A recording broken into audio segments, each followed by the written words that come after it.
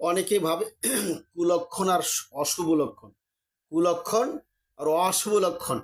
কুলক্ষণ অশুভ লক্ষণ বলতে কিছু নেই।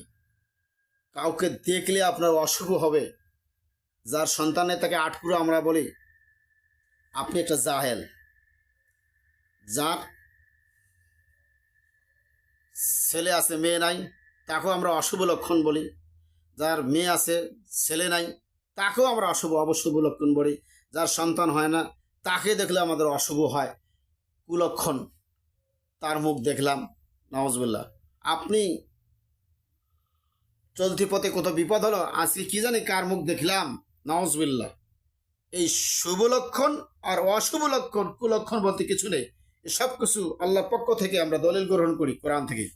অশুভ লক্ষণ গ্রহণ আল্লাহ কর্তৃক নির্ধারিত তাকদীরের প্রতি ইমানকে দুর্বল করে দিয়ে মানুষকে শিরকে পতিত করে দেয়, মানুষকে শিরকে নামিয়ে দেয়। এজন্য আমাদের সমাজে মানুষেরা অসংখ্য দৃশ্য কথা ও কর্মের মাধ্যমে অশুভ লক্ষণ গ্রহণ করে থাকে।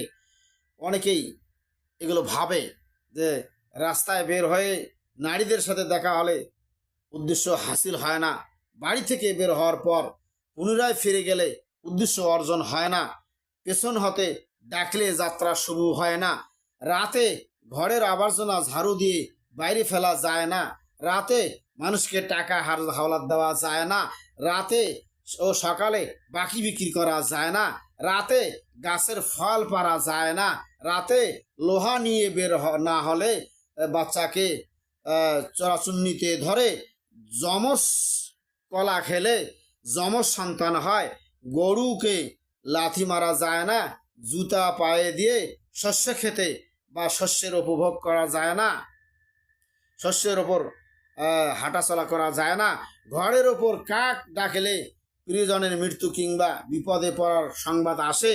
এগুলো ভুল। অনেকে আবার পাখি উড়িয়ে ভাগ্য নির্ণয় করে থাকে, শিরক।